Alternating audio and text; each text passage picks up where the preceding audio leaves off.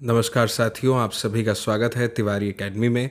और जैसा कि आप जानते हैं कि आज हम इस वीडियो में चर्चा करने वाले हैं कक्षा 12 के सामाजिक विज्ञान के अंतर्गत इतिहास विषय में आने वाले अध्याय 4 की, जिसका शीर्षक आप देख सकते हैं, लिखा है विचारक, विश्वास और इमारतें। सांस्कृतिक विकास की हम बात करने वाले हैं। हमारे आज के इस अध्याय में लगभग 1000 साल की यात्रा पर हमारी नज़र रहने वाली है। वो है ईसा पूर्व 600 से ईसा संवत 600 तक के। तो सबसे पहले आइए जान लेते हैं कि इस अध्याय में हम क्या कुछ खास है जो देखने वाले हैं। जैसा कि आप देख सकते हैं, यह पैराग्राफ में लिखा हुआ है कि इस अध्याय में हम 1000 साल लंबी यात्रा पर जाने वाले हैं और दार्शनिकों के बारे में पढ़ेंगे। अब आप कहेंगे कि दार्शनिकों के बारे में क्या पढ़ने वाले हैं, तो मैं आपको बता दूं कि देखिए, जो दार्शनिक होते हैं उनका अपना एक नज़रिया होता है हर विषय वस्तु के ऊपर, प्रकृति के ऊपर, लोगों के ऊपर, धर्म के ऊपर, है ना। तो वो जो दार्शनिक हैं उन्होंने अपने नज़रिए में चीज़ों को किस तरह से देखा और उन नज़रियों को जब लोगों के सामने रखा गया तो लोगों ने उसको किस तरह से देखा और कैसे उन चीज़ों का प्रचार प्रसार हुआ, ये सब हम इस अध्याय में मुख्य रूप से देखने वाले हैं। लिखा भी ऐसा ही कुछ है कि हम स्थिति को समझने का प्रयास करेंगे, जानने की कोशिश करेंगे कि उन्होंने समाज में अपनी स्थिति को समझने के लिए क्या प्रयास किए हैं, और ये भी देखेंगे कि उनका विचार किस तरह से मौखिक रूप से, आप कह लीजिए, है ना। आप जानते हैं कि इतिहास में जो है हमने पढ़ा हुआ है कि पहले, बहुत पहले की अगर हम बात करें तो मौखिक रूप से जो है ज्ञान की प्रविष्टि होती थी, यानी ज्ञान का हस्तांतरण जो है वो मौखिक तौर पर होता था, है ना। दादा ने कहानी सुनाई, वही फिर पिता ने सुनाई और वही फिर हम तक के आई। ऐसा बहुत पहले होता था। फिर मौखिक से लिखित परंपराओं में हम आए और उसके बाद में स्थापत्य और मूर्तिकला के माध्यम से भी उन विचारों को, उन नज़रियों को जो है अभिव्यक्ति मिली। ये सब हम इस अध्याय में विस्तार से देखने वाले हैं। इसके बाद में हम ये भी देखेंगे कि जनता पर इन सभी विचारकों के स्थायी प्रभाव कैसे पड़े, है ना। उनको भी वो स्थापत्य कला में, मूर्ति कला में जो है दर्शाया गया है। और बौद्ध धर्म का हम एक विशेष अध्ययन यहाँ पर करने वाले हैं। लेकिन जो ध्यान देने वाली बात है वो ये है कि बौद्ध धर्म जो है वो अकेली ऐसी परंपरा नहीं है जो विकसित हुई थी। दूसरी भी कई परंपराएं हैं जो एक दूसरे के साथ लगातार वाद और विवाद, संवाद चला रही थी। लेकिन विशेष रूप से हम बौद्ध धर्म का अध्ययन भी हमारे आज के इस अध्याय में करने वाले हैं। और इन रोमांचक विचारों और विश्वासों की जो दुनिया है, इसके पुनर्निर्माण के लिए इतिहासकार लोग जो है, जिनकी वजह से हमें इतनी रोचक बातें, तथ्य जानने को मिलता है, वो इतिहासकार, जिन्हें आप कहानीकार भी कह सकते हैं, किन स्रोतों का इस्तेमाल करते हैं। उनमें बौद्ध, जैन और ब्राह्मण ग्रंथों के अलावा इमारतों और अभिलेखों जैसे प्रभुत मात्रा में उपलब्ध भौतिक साक्ष्य भी शामिल हैं। तो उस युग की जो बची हुई इमारतें हैं, बिल्डिंगें आप कह लीजिए, उनमें सबसे सुरक्षित जो है सांची का स्तूप है। और यह स्तूप इस अध्याय के अध्ययन का एक प्रमुख केंद्र बिंदु है। शुरुआत इससे होती है, ठीक है। मुझे उम्मीद है कि आपने ये नाम पहली बार नहीं सुना होगा, सांची का स्तूप, है ना। ठीक है, तो अब देखिए यहाँ पर ये जो बॉक्स है, इसमें जानकारी दी हुई है शाहजहां बेगम की, जिनका चित्र आप स्क्रीन पर अभी देख पा रहे हैं। इन्होंने जो अपनी आत्मकथा आप कह लीजिए लिखी है, उसका यह एक अंश है। मैं आपके सामने पढ़ता हूँ, ध्यान से सुनिएगा। लिखा है कि सांची 19वीं सदी में भोपाल राज्य के प्राचीन अवशेषों में सबसे अद्भुत सांची कनखेड़ा की इमारतें हैं। भोपाल से 20 मील उत्तर पूर्व की तरफ एक पहाड़ी की तलहटी में बसे इस गांव को हम कल देखने गए थे। हमने पत्थर की वस्तुओं, बुद्ध की मूर्तियों और एक प्राचीन तोरण द्वार का निरीक्षण किया। ये अवशेष यूरोप के सज्जनों को विशेष रुचिकर लगते हैं, जिनमें मेजर अलेक्जेंडर कनिंगम एक हैं। मेजर अलेक्जेंडर कनिंगम ने इस इलाके में कई हफ्तों तक रुककर इन अवशेषों का निरीक्षण किया। उन्होंने इस जगह के चित्र बनाए, वहाँ के अभिलेखों को पढ़ा और गुंबद नुमा ढांचे के बीचों बीच खुदाई की। उन्होंने इस खोज के निष्कर्षों को एक अंग्रेजी पुस्तक में लिखा है। भोपाल की नवाब शासनकाल 1868 से 1901, शाहजहां बेगम की आत्मकथा ताजुल इकबाल तारिक भोपाल, भोपाल का इतिहास से लिया गया अंश है। 1876 में H.D. बार्स्टो ने इसका अनुवाद किया था। ठीक है, मुझे उम्मीद है कि आपको ये बात समझ में आई होगी, जानकारी समझ में आई होगी। देखिए, अब ये वाला जो पैराग्राफ है, इसमें हमें ये बताया गया है मुख्य रूप से कि जो सांची का इतना प्रसिद्ध और इतना अनोखा तोरण द्वार है, उसको ले जाने के प्रयास भी किए गए। लेकिन ऐसा क्या हुआ कि फिर उसे नहीं ले जाया गया, असली वाला हमारे पास ही रहा, है ना। चलिए उसकी जानकारी प्राप्त करते हैं। यहाँ पे लिखा है कि 19वीं सदी में हुआ ये कि जो यूरोपीय थे, उनमें सांची के स्तूप को लेकर के काफ़ी दिलचस्पी थी। अभी हमें शाहजहां बेगम का जो अंश पढ़ने को मिला उनकी आत्मकथा का, उसमें भी हमने देखा, है ना। तो जो फ्रांसीसी थे, यूरोपियों के साथ फ्रांसीसी, इन्होंने सबसे अच्छी हालत में बचे सांची के तोरण द्वार को फ्रांस के संग्रहालय में प्रदर्शित करने के लिए शाहजहां बेगम से फ्रांस ले जाने की इजाज़त मांगी, है ना। फ्रांसीसी यूरोपीय बातें की है। और कुछ समय के लिए अंग्रेज़ों ने भी ऐसी ही कोशिश की। सौभाग्य क्या रहा कि फ्रांसीसी और अंग्रेज़ दोनों ही बड़ी सावधानी से बनाई प्लास्टर की प्रतिकृतियों से हो गए क्या, संतुष्ट हो गए। और इसी प्रकार से जो मूल कृति थी वो भोपाल राज्य में अपनी जगह पर ही रही। फिर क्या हुआ, भोपाल के जो शासक थे शाहजहां बेगम और उनके उत्तराधिकारी सुल्तान जहां बेगम जो है, उन्होंने इस प्राचीन स्थल के रखरखाव के लिए धन का अनुदान दे दिया। इस बात में बिल्कुल भी आश्चर्य नहीं है कि जो जॉन मार्शल है, उन्होंने सांची पर लिखे अपने महत्वपूर्ण ग्रंथों को सुल्तान जहां को समर्पित किया है। ठीक है, सुल्तान जहां बेगम जिनका भी यहाँ पर जिक्र आ रहा है दोस्तों, मैं आपको बता दूं कि इन्होंने ना यहाँ पर एक संग्रहालय और एक अतिथिशाला बनाने के लिए अनुदान दिया था। और मैं आपको ये भी बता दूं कि यहीं पर रहते हुए जो जॉन मार्शल थे ना, उन्होंने ये सारी की सारी पुस्तकें लिखी जिसका जिक्र अभी हमने किया था। ठीक है, ये बात आप याद रखेंगे। इस बात को समझिएगा कि इतिहास जो है वो समझने का विषय है, ना कि रटने का।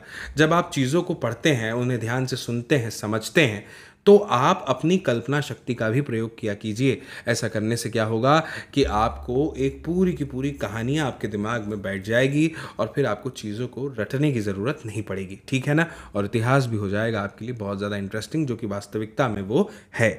ठीक है, तो मैं क्या बता रहा था आपको, यही कि जॉन मार्शल भी जो है, उन्होंने भी बहुत सारी पुस्तकें यहाँ पर लिखी जिनका जिक्र अभी हमने किया है। ठीक है, अब समझिए, इसके बाद में यहाँ पर हमें ये बताया गया है कि ये उपर्युक्त पुस्तकें लिखी और इस पुस्तक के विभिन्न खंडों के प्रकाशन में भी सुल्तान जहां बेगम जो है, उन्होंने अनुदान दिया। और इसीलिए यदि यह स्तूप समूह बना रहा है तो इसके पीछे कुछ विवेकपूर्ण निर्णयों की बड़ी भूमिका रही है। आप जानते ही हैं कि कोई भी इतिहास महत्वपूर्ण जब बनता है, जब उसमें जुड़े होते हैं गौरवशाली व्यक्तित्वों के सही समय पर लिए गए निर्णय, है ना, तभी तो वो गौरवशाली है, महिमाशाली है ना। ठीक है, शायद हम इस मामले में भी भाग्यशाली रहे हैं दोस्तों कि ये जो स्तूप है, इस पर किसी रेल ठेकेदार या निर्माता की नज़र नहीं पड़ी। ये उन लोगों से भी बचा रहा जो ऐसी चीज़ों को यूरोप के संग्रहालयों में ले जाना चाहते थे, है ना। और बौद्ध धर्म के इस महत्वपूर्ण केंद्र की खोज से आरंभिक बौद्ध धर्म के बारे में हमारी समझ में महत्वपूर्ण बदलाव आए। आज ये जगह भारतीय पुरातात्विक सर्वेक्षण के सफल मरम्मत और संरक्षण का जीता जागता उदाहरण है। आप एक बार चित्र देख लीजिए, आप देख सकते हैं यहाँ पर, आप वो तोरण द्वार भी देख सकते हैं जिसका जिक्र अभी हमने किया था, है ना। इसके बारे में जानकारी भी दी गई है, मैं आपके सामने पढ़ देता हूँ। लिखा है कि यदि आप दिल्ली से भोपाल की रेल यात्रा करेंगे ना, ट्रेन में बैठ करके, तो एक पहाड़ी के ऊपर एक मुकुट जैसे इस खूबसूरत स्तूप को देखेंगे। और यदि आप गार्ड को सूचित करेंगे तो वो सांची के छोटे से स्टेशन पर 2 मिनट के लिए गाड़ी को रोक देंगे। ये सिर्फ उतना ही समय होगा जितने समय में आप गाड़ी से उतर जाएं। पहाड़ी पर चढ़ते हुए आप पूरे स्तूप समूह को देख सकते हैं। एक विशाल गोलार्ध ढांचा और कई दूसरी इमारतें जिनमें 5वीं सदी में बना एक मंदिर भी क्या है, शामिल है। ठीक है, आप एक बार फिर से चित्र देख लीजिए। अब हम आगे बढ़ते हैं और देखते हैं कि क्या लिखा है। अब हमारे सामने कुछ महत्वपूर्ण प्रश्न हैं जिनके उत्तर हमें इस अध्याय में आगे बढ़ते हुए जानने हैं। प्रश्न क्या है, आखिर इस इमारत का महत्व क्या है। हम पढ़ तो रहे हैं कि बहुत महत्वपूर्ण है, तो क्या महत्व है इस इमारत का, और ये टीला क्यों बनाया गया था और इसके अंदर आखिर क्या था। इसके चारों ओर पत्थर की रेलिंग क्यों बनाई गई, इस स्तूप समूह को किसने बनवाया या इसके लिए धन किसने दिया, खर्च किसने किया, और इसकी खोज आखिर कब की गई। ग्रंथों, मूर्तियों, स्थापत्य कला और अभिलेखों के अध्ययन के द्वारा हम इस रोचक इतिहास की दोस्तों आज करने वाले हैं क्या, खोज। तो आइए हम प्रारंभिक बौद्ध धर्म की पृष्ठभूमि के अन्वेषण से करते हैं शुरुआत। जैसा कि मैंने आपको स्टार्टिंग में ही बता दिया था इस वीडियो की कि हम बौद्ध धर्म को विशेष रूप से पढ़ने वाले हैं और सांची का स्तूप केंद्रीय बिंदु बनने वाला था, है ना। ठीक है, तो सबसे पहले बात करते हैं पृष्ठभूमि की, जिसमें सबसे पहले जो टॉपिक हमारे सामने है वो है यज्ञ और विवाद। लेकिन इससे भी पहले ये जो बॉक्स में जानकारी दी है स्रोत 1, ये मैं आपके सामने पढ़ना चाहूँगा। यहाँ पे हमें जानकारी है अग्नि की प्रार्थना के विषय में हमें दी है। क्या लिखा है, ऋग्वेद, आपने नाम सुना होगा 4 वेदों का, है ना। सबसे प्राचीन कौन सा है, ऋग्वेद है, बिल्कुल सही। तो इससे 2 छंद ले लिए हैं यहाँ पर। इसमें क्या है, इन छंदों में अग्निदेव का आह्वान किया गया है, उनकी प्रार्थना कह लीजिए आप। ठीक है, तो क्या कहा है इन 2 श्लोकों में? हे शक्तिशाली देव, आप हमारी आहुति देवताओं तक ले जाएं। हे बुद्धिमंत, आप तो सबके दाता हैं। हे पुरोहित, हमें खूब सारे खाद्य पदार्थ दें। हे अग्नि, यज्ञ के द्वारा हमारे लिए प्रचुर धन ला दें। हे अग्नि, जो आपकी प्रार्थना करता है उसके लिए आप सदा के लिए पुष्टिवर्धक अद्भुत गाय ला दें। हमें एक पुत्र मिले जो हमारे वंश को आगे बढ़ाए। आप समझ रहे हैं, दोनों ही प्रार्थनाएं आपने बहुत अच्छे से समझी होंगी, है ना। तो इस तरह के जो छंद है एक खास तरह की संस्कृति में रचे गए थे, संस्कृत में रचे गए थे, जिसे वैदिक संस्कृत कहा जाता है। ठीक है, आप याद रखेंगे संस्कृत और वैदिक संस्कृत। वैदिक संस्कृत का जिक्र आया है तो आप ऋग्वेद को भी याद करेंगे, ठीक है ना, जिसमें अग्नि की प्रार्थना के लिए ये 2 श्लोक थे जिनका अर्थ हमें यहाँ पर दिया गया था। ये जो स्रोत हैं ये पुरोहित परिवार के लोग जो हैं उनको मौखिक रूप से सिखाए जाते थे। पुरोहित का तात्पर्य क्या है आप जानते ही हैं ना, पंडित लोग जो पूजा पाठ करते हैं। ठीक है, अब समझिए यज्ञ और विवाद, इसके बारे में हमें यहाँ पर क्या बताया गया है, क्या जानकारी दी गई है। हमें यह बताया है ईसा पूर्व प्रथम सहस्त्राब्दी का काल जो था, जो समय था, वो पूरे विश्व इतिहास में एक महत्वपूर्ण मोड़ साथियों जो है माना जाता था। ठीक है, क्यों माना जाता था ये भी आपको अभी समझ में आ जाएगा। दरअसल हुआ ये कि ये जो समय चल रहा था इसमें ना ईरान में जरथुस्त्र जैसे चिंतक हुए, चीन में खुंग्सी और यूनान में सुकरात, प्लेटो, अरस्तु और भारत में महावीर, बुद्ध और कई अन्य चिंतकों का इस समय इस काल में उद्भव हुआ। आप देख रहे हैं पूरे वैश्विक स्तर पर एक ही काल एक ही समय में इन सारे महान विचारकों दार्शनिकों का जो है जन्म हुआ और उन्होंने क्या किया, जीवन के जो रहस्य थे इनको समझने का प्रयास किया। आपके मन में भी कभी विचार आता होगा कि भैया ये जन्म जो हमको मिला है इसका उद्देश्य क्या है, हमारे जीवन का क्या उद्देश्य है, यहाँ पे इतने सारे लोग तो पहले से ही हैं तो फिर हम क्यों हुए, है ना। तो ऐसे ही इन्होंने जीवन के रहस्यों का पर्दाफाश करने की सोची और इन्होंने उस पर क्या किया, मनन किया, चिंतन किया, ध्यान किया, तपस्या किया और बहुत सारी मेहनत करी उस दिशा में आगे बढ़ने के लिए। साथ साथ वे इंसानों और विश्व व्यवस्था के बीच रिश्ते को समझने की कोशिश भी कर रहे थे कि ये जो पूरी संपूर्ण विश्व की व्यवस्था है इसका मानव से, इंसान से क्या लेना देना है। ठीक है, यही वह समय भी था दोस्तों जब गंगा घाटी में नए राज्य और नए नए शहर उभर रहे थे। सामाजिक और आर्थिक जीवन में भी कई तरह के बदलाव आ रहे थे। सामाजिक जीवन मतलब समाज से जुड़े जीवन, संस्कृति वगैरह ये सब चीज़ें। आर्थिक तो आप जानते ही हैं, है ना, धन संबंधी आप समझ लीजिए, बहुत मोटा माटी समझना है तो ये मनीषी इन बदलते हालात को भी समझने की कोशिश कर रहे थे। अब बात करते हैं यज्ञों की परंपरा की, ध्यान से समझिएगा। चिंतन जो है दोस्तों धार्मिक विश्वास और व्यवहार की कई धाराएं प्राचीन युग से ही चली आ रही थी और पूर्व वैदिक परंपरा की अगर बात करें जिसकी जानकारी हमें जो है 1500 से 1000 ईसा पूर्व में संकलित ऋग्वेद से प्राप्त होती है। याद रखिएगा, अभी वैदिक संस्कृति का जिक्र किया था मैंने आपके सामने, तो यही ऋग्वेद है ना, तो इसमें हमें जानकारी मिल रही है 1500 से 1000 ईसा पूर्व में संकलित ऋग्वेद से। और वैसी ही एक प्राचीन परंपरा ये थी। ऋग्वेद अग्नि, इंद्र, सोम आदि कई देवताओं की स्तुति का एक संग्रह है। आप ध्यान से समझिएगा। अगर कोई आपसे पूछे कि भैया ऋग्वेद के बारे में क्या जानते हैं, क्या है ऋग्वेद, तो आप क्या बताएंगे कि हमने थोड़ा बहुत पढ़ा है। ऋग्वेद जो है वो अग्नि, इंद्र, सोम आदि जो कई देवता हैं इनकी स्तुति का क्या है, एक संग्रह है। और यज्ञों के समय इन स्रोतों का उच्चारण किया जाता था और क्या किया जाता था, लोग मवेशी, बेटे, स्वास्थ्य, लंबी आयु आदि के लिए प्रार्थना करते थे। अभी हमने देखा है ना, दूसरे श्लोक का जो अर्थ हम देख रहे थे उसमें गाय वगैरह, बेटे वगैरह इन सब के वंश को आगे बढ़ाने के लिए मांग की है ना, उस स्रोत का अर्थ हमने देखा था। तो शुरू में क्या हुआ, यज्ञ सामूहिक रूप से किए जाते थे, है ना, सब मिल करके। बाद में लगभग 1000 ईसा से 500 ईस्वी पूर्व, यानी पहले जो 500 साल की हमने बात की उसके बाद के जो 500 वर्ष हैं उनमें कुछ यज्ञ घरों के मालिकों द्वारा किए जाते थे। राजसूय और अश्वमेध जैसे जटिल यज्ञ सरदार और राजा किया करते थे। इनके अनुष्ठान के लिए उन्हें ब्राह्मण पुरोहितों पर निर्भर रहना पड़ता था। इस समय इसमें एक नाम आया है अश्वमेध यज्ञ, है ना। ये आप जानते हैं कि इसका मतलब क्या होता है, मैं बता देता हूँ फिर भी एक बार छोटा सा, कि अश्वमेध यज्ञ का मतलब ये होता है कि जो एक शक्तिशाली राजा है जिसको ये भरोसा है कि वो बहुत शक्तिशाली और आसपास में उससे ज़्यादा शक्तिशाली कोई दूसरा नहीं है, तो वो अपने घोड़े को चरने के लिए छोड़ देते थे अपनी सीमा पर। अब वो घोड़ा अपनी सीमा के, अपने राज्य की सीमा के बाहर, उस राजा की सीमा के बाहर जहाँ जहाँ चरने जाता था वो भूमि उस राजा की होती जाती थी। अगर दूसरे राज्य जिसका वो राजा है, दूसरी भूमि जहाँ पर घोड़ा चल रहा है, तो वो राजा को अगर ये बात स्वीकार नहीं थी तो वो क्या करता था, उस घोड़े को पकड़ लेता था और फिर दोनों में युद्ध होता था और युद्ध का परिणाम तय करता था कि भैया वो भूमि किसकी होगी। ठीक है, तो ये आपने रामायण में भी देखा होगा। भगवान राम भी जो है अश्वमेध यज्ञ करवाते हैं लौटने के बाद है ना, फिर वो लवकुश जो है उनका घोड़ा पकड़ लेते हैं। ठीक है, अब समझिएगा नए प्रश्न, है ना, नए प्रश्न क्या समझिए। यहाँ लिखा है कि उपनिषदों 6ठी सदी ईस्वी पूर्व से उपनिषदों में पाई गई विचारधाराओं से पता चलता है कि लोग जीवन का अर्थ, मृत्यु के बाद जीवन की संभावना और पुनर्जन्म के बारे में जानने के लिए बहुत ही ज़्यादा उत्सुक थे। भाई ये तो ऐसे विषय हैं जिनके बारे में अगर आज हम मोबाइल से थोड़ा दूर हो जाएं तो हम भी जानने की कोशिश करेंगे, है ना, लेकिन हम तो बहुत ही ज़्यादा व्यस्त हैं मोबाइलों में, चैटिंग में वगैरह वगैरह में, तो हमारे पास इतना समय नहीं कि हम पढ़ाई लिखाई की बातें करें, है ना। ठीक है, तो क्या पुनर्जन्म जो है वो अतीत के कर्मों के कारण होता था, जो हमने पिछले जन्म में काम किए या पहले जो हमने कर्म किए उसकी वजह से होता था? ऐसे मुद्दों पर पुरजोर बहस हुआ करती थी। मनीषी परम यथार्थ की प्रकृति को समझने और अभिव्यक्त करने में उस समय लगे हुए थे। मनीषी शब्द से तात्पर्य उन तमाम महापुरुषों से जिनका जिक्र अभी हमने किया था। ठीक है, वैदिक परंपरा से बाहर के कुछ दार्शनिक ये सवाल उठा रहे थे कि सत्य एक होता है या अनेक होता है। लोग यज्ञों के महत्व के बारे में भी चिंतन करने लग गए थे, है ना। ठीक है, तो ये जो नए प्रश्नों के संबंध में जानकारी हमें यहाँ पर दी थी, मुझे उम्मीद है कि आप इसको बेहतरी से समझ गए होंगे। अब बात करते हैं वाद विवाद और चर्चाएं, है ना, कि वाद विवाद क्या है, चर्चा क्या है।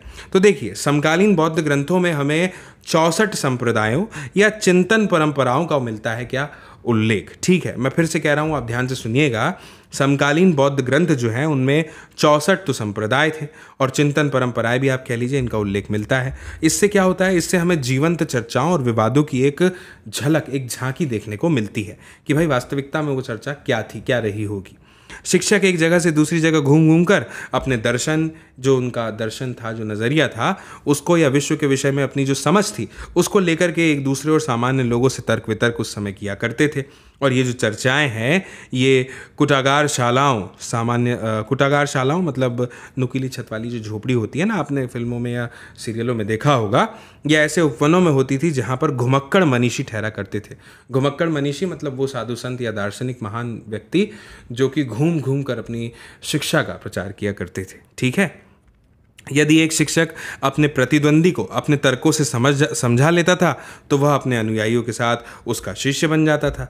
इसीलिए किसी भी संप्रदाय के लिए समर्थन समय के साथ बढ़ता और घटता जा रहा था। भैया जिसको जिसकी बात पसंद आई वो उसके साथ हो लिया, सीधी बात। ठीक है, अब समझिएगा, इनमें से कई शिक्षक जिनमें महावीर और बुद्ध भी शामिल हैं, वेदों के प्रभुत्व पर प्रश्न उठाया करते थे, है ना, कि वेदों पर किसका प्रभुत्व था, किसका आधिपत्य था, या वेद क्या कहना चाहते हैं। उन्होंने तो ये भी माना कि जीवन के दुखों से मुक्ति का प्रयास हर व्यक्ति स्वयं कर सकता था। यह समझ ब्राह्मणवाद से बिल्कुल भिन्न थी, है ना। आप समझ रहे हैं क्यों भिन्न होगी। जैसा कि हमने देखा, ब्राह्मणवाद तो ये मानता था ना कि किसी व्यक्ति का अस्तित्व उसकी जाति और लिंग से निर्धारित होता था, जबकि बुद्ध और महावीर जो थे उनका क्या मानना था, उनका तो ये मानना था कि जीवन के जो दुख है उनसे मुक्ति का प्रयास तो भैया हर व्यक्ति स्वयं ही कर सकता है। ठीक है, अब समझिए उपनिषद की कुछ पंक्तियां जो इस बॉक्स में जानकारी के तौर पर हमें दी गई है। देखिए, मैं यहाँ पर आपको एक बात बता देना चाहता हूँ। उपनिषद का मतलब होता है क्लास, जहाँ पर एक शिक्षक कुछ पढ़ा रहा है और शिष्य उससे कुछ सीख रहे हैं, पढ़ रहे हैं। ठीक है, तो उसकी कुछ पंक्तियां यहाँ पर दी गई हैं। यहाँ पर संस्कृत भाषा में रचित लगभग 6ठी सदी ईसा पूर्व के छांदोग्य उपनिषद से 2 श्लोक दिए गए हैं। तो इसमें पहले में बताया है आत्मा की प्रकृति क्या है, समझिएगा। मेरी यह आत्मा धान या यव या सरसों या बाजरे के बीच की गिरी से भी छोटी है। मन के अंदर छुपी मेरी यह आत्मा पृथ्वी से भी विशाल, क्षितिज से भी विस्तृत, स्वर्ग से भी बड़ी है और इन सभी लोकों से बड़ी है। समझ रहे हैं, छांदोग्य उपनिषद में दिए गए श्लोक का भावार्थ है, अर्थ है। और सच्चे यज्ञ के बारे में क्या दिया है, यह पवन जो बह रहा है निश्चय ही एक यज्ञ है, बहते बहते सबको पवित्र करता है, इसलिए यह वास्तव में एक यज्ञ है। ठीक है, मुझे उम्मीद है कि आप ये बात समझ गए होंगे, अर्थ समझ गए होंगे। अब बात कर लेते हैं इस बॉक्स में दी गई जानकारी की। बॉक्स में क्या जानकारी है कि बौद्ध ग्रंथ किस प्रकार तैयार और संरक्षित उस समय किए जाते थे। ठीक है, तो मैं आपको बताता हूँ, ध्यान और कान से सुनिएगा। यहाँ पर बताया गया है कि जो बुद्ध हैं अन्य शिक्षकों की तरह हम देखेंगे कि चर्चा और बातचीत करते थे और मौखिक शिक्षा देते थे। मौखिक शिक्षा आपको पता ही क्या होता है ना, मुख से बोलना और आपका सुनना और उसको समझना बिना लिखे। अब महिलाएं और पुरुष, शायद बच्चे भी आप कह लीजिए, इनके प्रवचनों को सुना करते थे और इन पर फिर आपस में अपनी अपनी समझ के अनुसार चर्चा किया करते थे।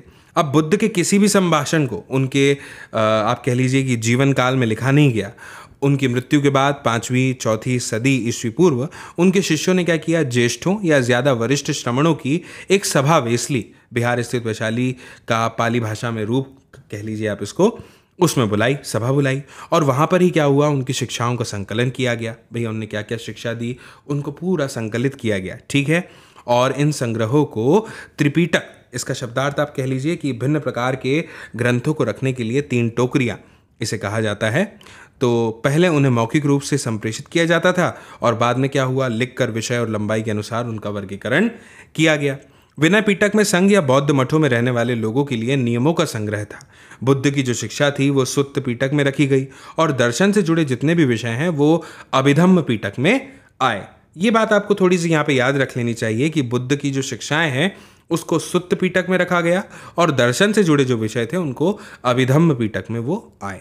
हर पिटक के अंदर कई ग्रंथ होते थे और बाद के जो युग थे उनमें बौद्ध विद्वानों ने इन ग्रंथों पर टीकाएं भी लिख दी। टीका का मतलब क्या होता है, हम पढ़ते आ रहे हैं इतिहास में बहुत अच्छे से, है ना। टीका का मतलब ये होता है कि किसी एक मूल कृति के ऊपर उसका अनुवाद करते हुए उसको उसकी एक दूसरी कृति बना दी, ठीक है, इसे कहते हैं टीका। या कह लीजिए कि उस पर कुछ आलोचनाएं या अपनी कुछ टीका टिप्पणी करनी हो, वो कह दिया, वो लिख दी, तो वो बन गई उसकी टीकाएं। जब बौद्ध धर्म श्रीलंका जैसे नए इलाकों में फैला, दीपवंश, द्वीप का इतिहास, और महावंश यानी महान इतिहास जैसे क्षेत्र विशेष के बौद्ध इतिहास को लिखा गया। अब इनमें से कई ऐसी रचनाएं हैं जो बुद्ध की जीवनी लिखी गई है। ज़्यादातर पुराने ग्रंथ काय में हैं, पाली में है और बाद के युगों में संस्कृत में भी ग्रंथ लिखे गए हैं। समझने वाली बात जो है वो यहाँ पर ये है कि जो बौद्ध धर्म है जब पूर्व एशिया में फैला, जब मैं पूर्व एशिया कहता हूँ तो आप समझ जाते हैं कि मैं किस दिशा की बात कर रहा हूँ, एशिया की, है ना। पूर्व दिशा जानते हैं आप कहाँ है, भारत का नक्शा अपने जहन में लाइए, एशिया का नक्शा अपने जहन में लाइए। अब मैं कह रहा हूँ आपसे पूर्व एशिया, तो आप समझ गए ना मैं कहाँ की बात कर रहा हूँ। तो यहाँ पे यही लिखा है कि जब बौद्ध धर्म पूर्व एशिया में फैला तब का शियेन और श्वेनसांग जैसे जो तीर्थयात्री थे वो बौद्ध ग्रंथों की खोज में चीन से भारत आ गए। ये नाम आपने पहले भी सुने हैं ना, श्वेनसांग वगैरह के। और ये पुस्तकें वे अपने देश ले गए और जहाँ विद्वानों ने क्या किया, उनका अनुवाद यानी ट्रांसलेशन किया अपनी भाषा में। और हिंदुस्तान के जो बौद्ध शिक्षक हैं वो भी दूर दराज के देशों में गए। बुद्ध की शिक्षाओं का प्रसार करने के लिए वे कई पुस्तकें भी अपने साथ ले गए। कई सदियों की शिक्षाओं का प्रसार करने के लिए वो पुस्तकें अपने साथ ले गए और कई सदियों तक के ये पांडुलिपियाँ एशिया के अलग अलग इलाकों में स्थित बौद्ध विहारों में संरक्षित थी, सुरक्षित थी, है ना। फिर पाली, संस्कृत, चीनी और तिब्बती भाषाओं में लिखे इन ग्रंथों से आधुनिक अनुवाद तैयार किए गए हैं। आधुनिक से तात्पर्य अभी वालों से है, ठीक है ना। अब देखिए एक और जानकारी बहुत महत्वपूर्ण यहाँ पे दी है, नियतिवादी और भौतिकवादी दोनों क्या होते हैं, आप थोड़ा ध्यान से समझ लीजिएगा। अभी सुत्त पिटक से, जिसमें आपको पता होगा बुद्ध की शिक्षाएं संकलित थी, रखी गई थी, है ना। तो सुत्त पिटक से लिया गया दृष्टांत यहाँ पर दिया जा रहा है। इसमें क्या है ना कि जो मगध के राजा थे अजातशत्रु और बुद्ध के बीच हुई थी बातचीत, उसका वर्णन यहाँ पे एक अंश आप समझ लीजिए कि आपके सामने रखा गया है। तो मैं पढ़ता हूँ, आप ध्यान से सुनिएगा, ठीक है। क्या बताया गया है, ध्यान से समझिएगा। एक बार राजा अजातशत्रु बुद्ध के पास गए और उन्होंने मक्खली गोसाल नामक एक अन्य शिक्षक की बातें बताई। हालांकि बुद्धिमान लोग ये विश्वास करते हैं कि इस सद्गुण से, इस तपस्या से मैं कर्म प्राप्ति करूंगा, मूर्ख उन्हीं कार्यों को करके धीरे धीरे कर्म मुक्ति की उम्मीद करेगा। दोनों में से कोई कुछ नहीं कर सकता। सुख और दुख मानव पूर्व निर्धारित मात्रा में माप कर दिए गए हैं। इसे संसार में बदला नहीं जा सकता, इससे बढ़ाया या घटाया नहीं जा सकता। जैसे धागे का गोला फेंक देने पर लुढ़कते लुढ़कते अपनी पूरी लंबाई तक खुलता जाता है, उसी तरह मूर्ख और विद्वान दोनों ही पूर्व निर्धारित रास्ते से होते हुए दुखों का निदान करेंगे। यहाँ पे क्या कहा जा रहा है, यहाँ पे यही कहा जा रहा है, यही बताया जा रहा है कि उनमें क्या लिखा था उस वार्तालाप में कि भैया जो सुख और दुख है ना वो पहले से निर्धारित है ना। उसका उदाहरण भी दिया गया है कि एक धागे के गोले को अगर फेंक दिया जाए तो कैसे वो खुलता चला जाता है, वैसे ही मूर्ख और बुद्धिमान दोनों ही जो है अपने अपने दुखों का निदान समय अनुसार करते रहेंगे। और अजीत केसकम्बलिन नामक दार्शनिक ने एक उपदेश दिया, हे राजन, दान, यज्ञ या चढ़ावा जैसी कोई चीज़ नहीं होती। इस दुनिया या दूसरी दुनिया जैसी कोई चीज़ नहीं होती। मनुष्य 4 तत्वों से बना होता है। जब वह मरता है तब मिट्टी वाला अंश पृथ्वी में, जल वाला हिस्सा जल में, गर्मी वाला अंश आग में और सांस का अंश वायु में वापस मिल जाता है और उसकी इंद्रियां अंतरिक्ष का हिस्सा बन जाती है। दान देने की बात मूर्खों का सिद्धांत है, खोखला झूठ है। मूर्ख हो या विद्वान दोनों ही कटकर नष्ट हो जाते हैं। मृत्यु के बाद कोई नहीं बचता, ठीक है। अब समझिएगा कि प्रथम गद्यांश के जो उपदेशक हैं वो आजीविक परंपरा के थे, है ना। उन्हें अक्सर नियतिवादी कहा जाता है क्योंकि उन्होंने ऐसा मान लिया है कि सब कुछ नियति में पहले से निर्धारित है। ऐसे लोग जो विश्वास करते थे कि सब कुछ पूर्व निर्धारित है। और जो दूसरा गद्यांश अभी हमने पढ़ा, एक दार्शनिक ने जो बोला, उसमें उपदेशक लोकायत परंपरा के थे, जिन्हें सामान्यतः भौतिकवादी कहा जाता है। इन दार्शनिक परंपराओं के ग्रंथ नष्ट हो गए हैं, इसलिए हमें अन्य परंपराओं से ही उनके बारे में, जो भी उनके बारे में लिखा गया होगा, थोड़ा बहुत जानकारी प्राप्त होती है, मिलती है। ठीक है, अब आगे बढ़ते हैं, देखते हैं इस प्रतिमा को। आप ध्यान से देखिए, ये मथुरा से प्राप्त तीर्थंकर की एक मूर्ति है, लगभग 3री शताब्दी ईस्वी में शायद बनाई गई थी। अब देखते हैं लौकिक सुखों से आगे महावीर का संदेश। ठीक है, चलिए समझने की कोशिश करते हैं महावीर के संदेश को। जैनों के मूल सिद्धांत 6ठी सदी ईसा पूर्व में वर्तमान महावीर के जन्म से पहले ही उत्तर भारत में प्रचलित थे, है ना। इनके जन्म से पहले ही थे और जैन परंपरा के अनुसार महावीर से पहले 23 शिक्षक हो चुके थे। ध्यान से समझिएगा, 23 शिक्षक महावीर के जन्म से पहले हो गए थे, अभी मैंने ये कहा। और उनके जो, उन्हें ही क्या कहा जाता है, जो पहले शिक्षक हो गए हैं, तीर्थंकर कहा जाता है। यानी कि वो महापुरुष कौन से, जो पुरुषों और महिलाओं को जीवन की नदी के पार पहुंचाते हैं। दोस्तों, जैन दर्शन की सबसे महत्वपूर्ण अवधारणा यानी कॉन्सेप्ट क्या है पता है, कि संपूर्ण विश्व जो है वो प्राणवान है, यानी जीवित है। ये माना जाता है कि पत्थर, चट्टान और जल में भी जीवन होता है। जीवों के प्रति अहिंसा, खासकर इंसानों, जानवरों, पेड़ पौधों और कीड़े मकोड़ों को न मारना जैन दर्शन का केंद्र बिंदु है। वस्तुतः दोस्तों, आप समझिए कि जैन अहिंसा के सिद्धांत ने संपूर्ण भारतीय चिंतन परंपरा को प्रभावित किया। जैन मान्यता के अनुसार जन्म और पुनर्जन्म का चक्र कर्म के द्वारा निर्धारित होता है। कर्म के चक्र से मुक्ति के लिए त्याग और तपस्या की जरूरत पड़ती है, ठीक है ना। और ये संसार के त्याग से ही क्या है, संभव हो पाता है। इसीलिए मुक्ति के लिए विहारों में निवास करना एक अनिवार्य नियम बन गया। जैन साधु और साध्वी 5 व्रत करते थे। 5 व्रत कौन से, थोड़ा ध्यान से समझिएगा यहाँ पे। हत्या न करना, चोरी नहीं करना, झूठ नहीं बोलना, ब्रह्मचर्य यानी अमृषा और धन संग्रह ना करना। ठीक है, ये कौन किया करता था, जैन साधु और साध्वी 5 व्रत किया करते थे। किसका संदेश है, महावीर का संदेश है, जो भी हमने पढ़ा, है ना। एक जानकारी है छोटी सी, महल के बाहर की दुनिया। थोड़ा ध्यान से समझिएगा बॉक्स में क्या दिया हुआ है। यहाँ पे ये बताया है कि जैसे अभी हमने पढ़ा था ना कि जो बुद्ध के उपदेश थे उनको क्या हुआ, उनके जो शिष्य थे उन्होंने संकलित किया। ऐसे ही महावीर के जो उपदेश थे उनको महावीर के शिष्यों ने भी संकलित किया। और अक्सर ये उपदेश कहानियों के रूप में प्रस्तुत किए जाते थे, जो कि आम लोगों को क्या करते थे, अट्रैक्ट करते थे, यानी आकर्षित करते थे अपनी तरफ। अब ये उदाहरण उत्तराध्ययन सूत्र नामक एक ग्रंथ से लिया गया है। इसमें कमलावती नामक एक महारानी है जो अपने पति को संन्यास लेने के लिए समझा रही है कि भैया संन्यास ले लो। देखो अब कैसे समझा रही है। अगर संपूर्ण विश्व और वहाँ के सभी खजाने तुम्हारे हो जाएं, तब भी तुम्हें संतोष नहीं होगा, न ही यह सारा कुछ तुम्हें बचा पाएगा। हे राजन, जब तुम्हारी मृत्यु होगी और जब सारा धन पीछे छूट जाएगा, तब सिर्फ धर्म ही और कुछ भी नहीं तुम्हारी रक्षा करेगा। जैसे एक चिड़िया पिंजरे से नफरत करती है, वैसे ही मैं इस संसार से नफरत करती हूँ। मैं बाल बच्चे को जन्म न देकर निष्काम भाव से, बिना लाभ की कामना से और बिना द्वेष के एक साध्वी की तरह जीवन बिताऊंगी। जिन लोगों ने सुख का उपभोग करके उसे त्याग दिया है, वायु की तरह भ्रमण करते हैं, जहाँ मन करे स्वतंत्र उड़ते हुए पक्षियों की तरह जाते हैं। इस विशाल राज्य का परित्याग करो, इंद्रिय सुखों से नाता तोड़ो, निष्काम अपरिग्रही बनो, तत्पश्चात तेजमय हो घोर तपस्या करो। ये एक रानी है जो अपने राजा को समझा रही है कि संन्यास लेना कितना अनिवार्य है, कितना ज़रूरी है। ठीक है, तो आपको ये बात समझ में आ गई होगी। अब हम आगे बढ़ते हैं और बात करते हैं जैन धर्म के विस्तार के बारे में। इस महत्वपूर्ण बिंदु में क्या दिया है, इसे थोड़ा समझने की कोशिश करते हैं। और जब भी मैं आपको पढ़ाता हूँ, कोई लेक्चर दे रहा हूँ, तो मुझे उम्मीद है कि आपके सामने एक रफ कॉपी होगी, एक पेन होगा, जिसमें आप नोट डाउन करेंगे सारी चीज़ों को एक साथ, है ना। ठीक है, जैन धर्म के विस्तार की बात करते हैं। समझिएगा, धीरे धीरे क्या हुआ, जैन धर्म जो है वो भारत के कई हिस्सों में फैल गया। और बौद्धों की तरह ही जैन विद्वानों ने क्या किया, प्राकृत, संस्कृत, तमिल जैसी अनेक भाषाओं में काफ़ी साहित्य का सृजन किया। सैकड़ों वर्षों से इन ग्रंथों की पांडुलिपियां मंदिरों से जुड़े पुस्तकालयों में क्या रही, संरक्षित रही, सुरक्षित रही, है ना। अभी हमने देखा था धार्मिक परंपराओं से जुड़ी हुई सबसे प्राचीन मूर्तियों में अगर बात करें तो जैन तीर्थंकरों के उपासकों द्वारा बनवाई गई मूर्तियां भारतीय उपमहाद्वीप के कई हिस्सों में पाई गई हैं। ये चित्र आप देख रहे हैं 14वीं सदी के जैन ग्रंथ की पांडुलिपि का एक पन्ना है।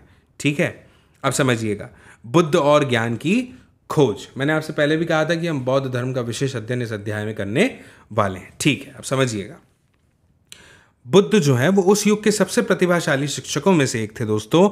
सैकड़ों वर्षों के दौरान उनके संदेश पूरे उपमहाद्वीप में और उसके बाद मध्य एशिया होते हुए चीन, कोरिया, जापान, श्रीलंका से समुद्र पार करके म्यांमार, थाईलैंड और इंडोनेशिया तक के फैल गए थे। हम बुद्ध की शिक्षाओं के बारे में कैसे जानते हैं, ये प्रश्न भी एक बहुत ही महत्वपूर्ण प्रश्न है। तो समझिएगा, इनकी पुनर्रचना का आधार था बौद्ध ग्रंथों का बहुत परिश्रम से संपादन करना, अनुवाद और विश्लेषण किया जाना। मैं आपको बता दूं कि जो इतिहासकार हैं उन्होंने उनके जीवन के बारे में चरित लेखन से जानकारी इकट्ठी की। इनमें से कई ग्रंथ बुद्ध के जीवन काल से लगभग 100 वर्षों के बाद लिखे गए।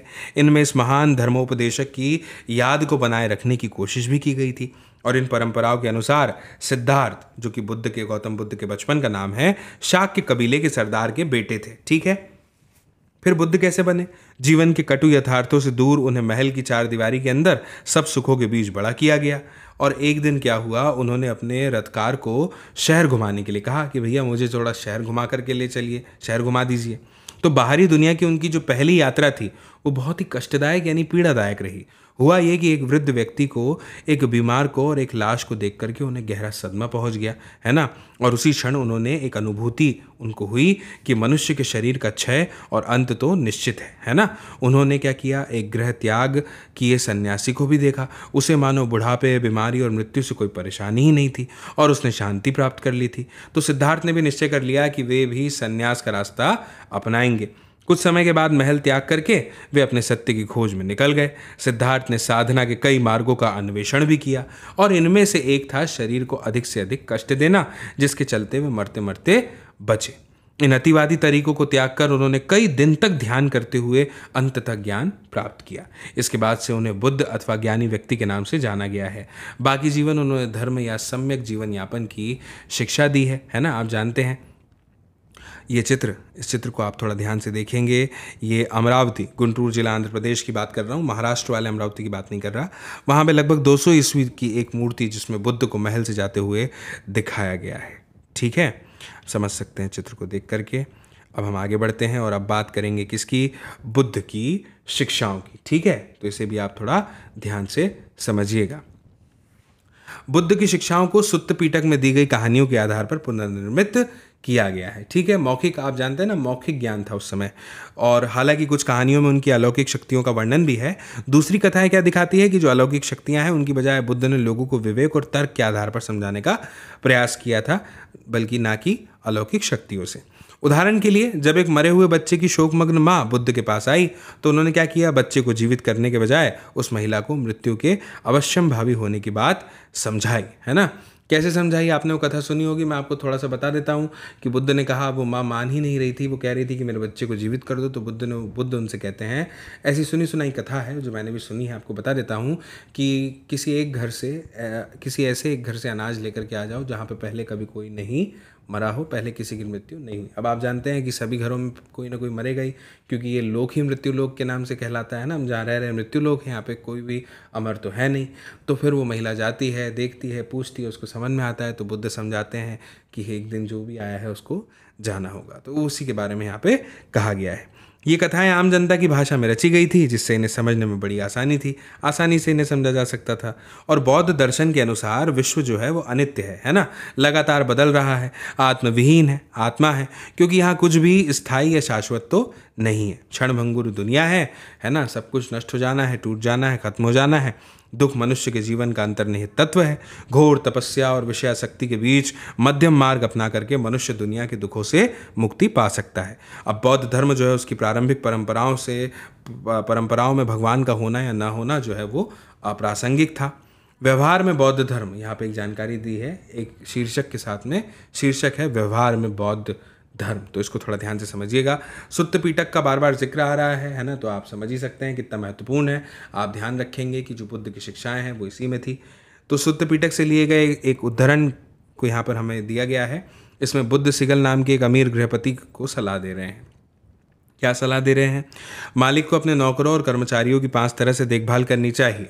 उनकी क्षमता के अनुसार उन्हें काम देकर, उन्हें भोजन और मजदूरी देकर, बीमार पड़ने पर उनकी परिचर्या करके और उनके साथ सुस्वादु भोजन बांटकर और समय समय पर उन्हें छुट्टी देकर।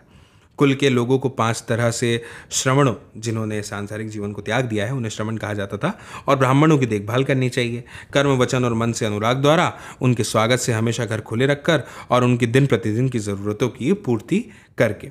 सिगल को माता पिता, शिक्षक और पत्नी के साथ व्यवहार के लिए भी ऐसे ही उपदेश दिए गए थे बुद्ध के द्वारा। दोस्तों, बुद्ध जो है वो मानते थे कि समाज का निर्माण इंसानों ने किया था, ना कि ईश्वर ने।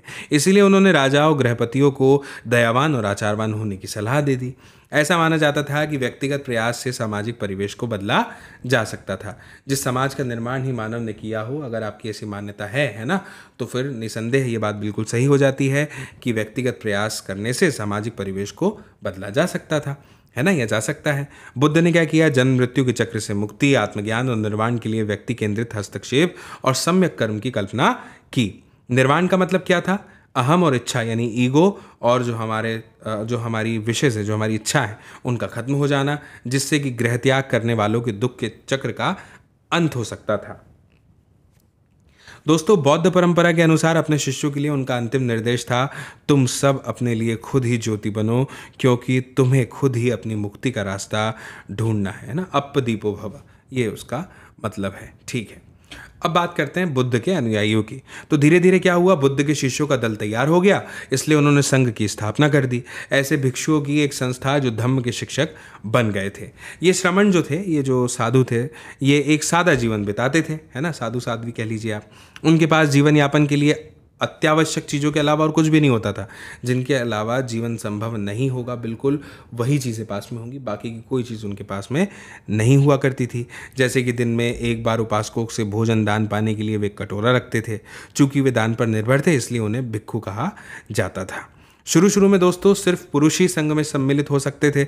बाद में क्या हुआ? महिलाओं को भी अनुमति मिल गई, और बौद्ध ग्रंथों के अनुसार बुद्ध के प्रिय शिष्य आनंद ने बुद्ध को समझाकर महिलाओं के संघ में आने की अनुमति प्राप्त कर ली। अब बुद्ध की उपमाता महाप्रजापति गौतमी संघ में आने वाली पहली भिक्खुनी बनी। कई स्त्रियां जो संघ में आई, वे धम्म की उपदेशिकाएं बन गई। आगे चलकर वे थेरी बनी, जिसका मतलब है ऐसी महिलाएं जिन्होंने निर्वाण प्राप्त कर लिया हो। ठीक है, बुद्ध के अनुयायी निर्वाण का मतलब क्या होता है, अभी हमने पढ़ा था, है ना, आपको याद होगा। बुद्ध के अनुयायी कई सामाजिक वर्गों से आए। राजा, धनवान, गृहपति, सामान्य जन, कर्मकार, दास, शिल्पी, सभी इसमें शामिल थे बुद्ध के अनुयायी में। और एक बार संघ में आ जाने पर सभी को बराबर मान लिया जाता था, क्योंकि भिक्खु और भिक्खुनी बनने पर उन्हें अपनी पुरानी पहचान को त्याग देना पड़ता था। संघ की संचालन पद्धति गणों और संघों की परंपरा पर आधारित थी। इसके तहत लोग बातचीत के माध्यम से एकमत होने की कोशिश किया करते थे, और अगर ये संभव नहीं होता था तो मतदान कर लिया जाता था, उसके द्वारा निर्णय ले लिया जाता था। अब एक और जानकारी हमारे सामने दी गई है, लेकिन इससे पहले आप ये चित्र देखिए जो दाईं ओर आपकी स्क्रीन पर आपको दिखाई दे रहा है। जल ले जाने वाली एक स्त्री, मथुरा, लगभग 3वीं शताब्दी ईस्वी पूर्व की ये चित्र है।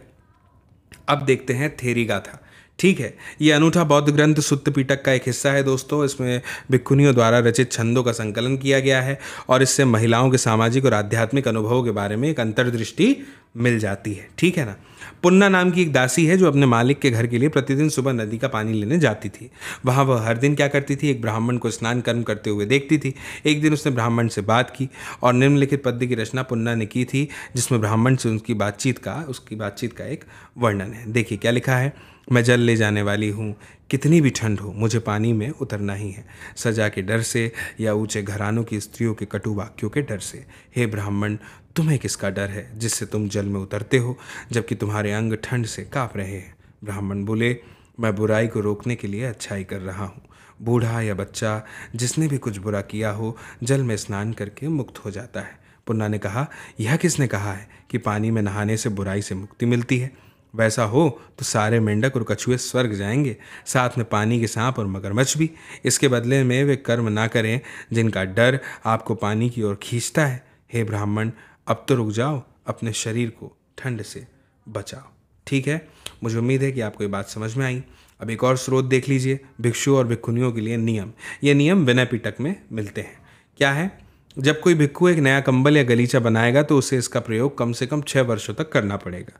यदि 6 वर्ष से कम अवधि में वह बिना भिक्खुओं की अनुमति के एक नया कंबल या गलीचा बनवाता है, तो चाहे उसने अपने पुराने कंबल गलीचे को छोड़ दिया हो या नहीं, नया कंबल या गलीचा उससे ले लिया जाएगा, और इसके लिए उसे अपराध स्वीकरण करना होगा। यदि कोई भिक्खु किसी गृहस्थ के घर जाता है और उसे टिकिया या पके अनाज का भोजन दिया जाता है तो यदि उसे इच्छा हो तो वह 2 से 3 कटोरा भर ही स्वीकार कर सकता है। यदि वह इससे ज़्यादा स्वीकार करता है तो उसे अपना अपराध स्वीकार करना होगा।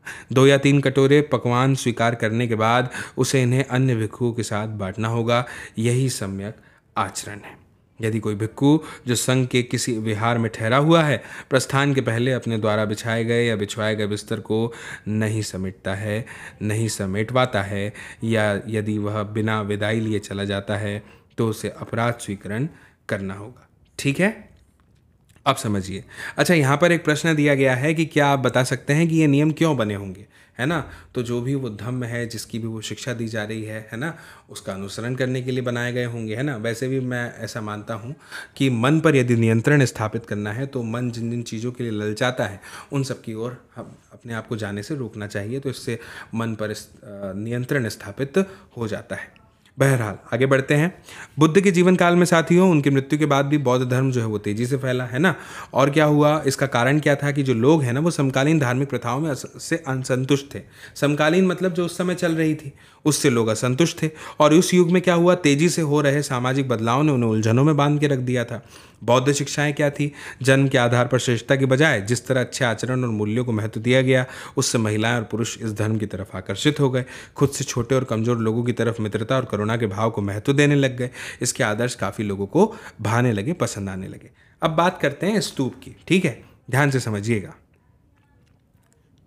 हमने देखा कि बौद्ध आदर्श और व्यवहार ब्राह्मण, जैन और कई अन्य परंपराओं के साथ संवाद और तर्क वितर्क की प्रक्रिया से उभरे। इनमें से कई परंपराओं के विचार और आचार ग्रंथों में नहीं लिखे गए। इस तरह के मेलजोल को हम पवित्र स्थलों के उभरने की प्रक्रिया को देखकर भी समझ सकते हैं। ठीक है, बहुत प्राचीन काल से ही लोग कुछ जगहों को पवित्र मानते थे। अक्सर जहाँ खास वनस्पति होती थी, अनूठी चट्टानें थी या विस्मयकारी प्राकृतिक सौंदर्य था, वहाँ पवित्र स्थल बन जाते थे।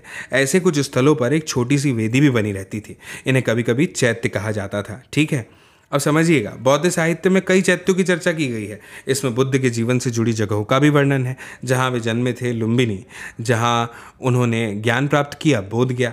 जहाँ उन्होंने प्रथम उपदेश दिया, वो सारनाथ। और जहाँ उन्होंने निब्बान प्राप्त किया, वो कुशीनगर।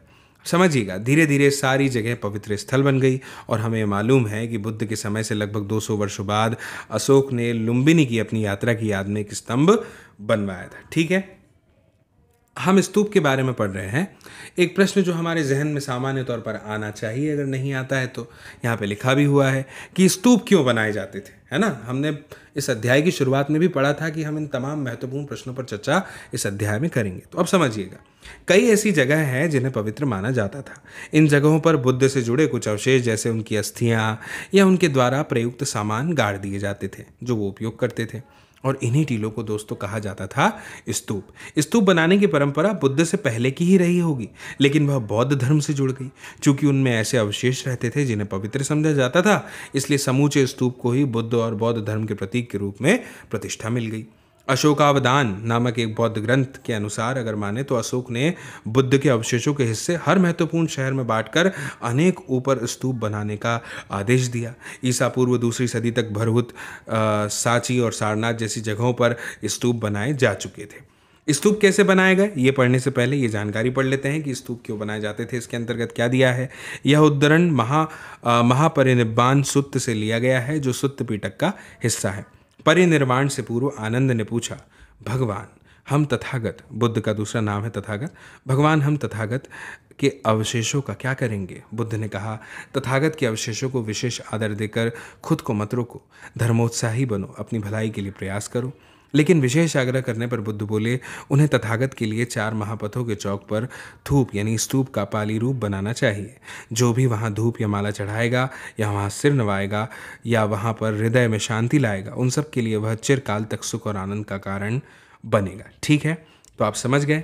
अब स्तूप कैसे बनाए गए समझिए। स्तूपों की वेदिकाओं और स्तंभों पर मिले अभिलेखों से इन्हें बनाने और सजाने के लिए दिए गए दान का पता तो चल जाता है।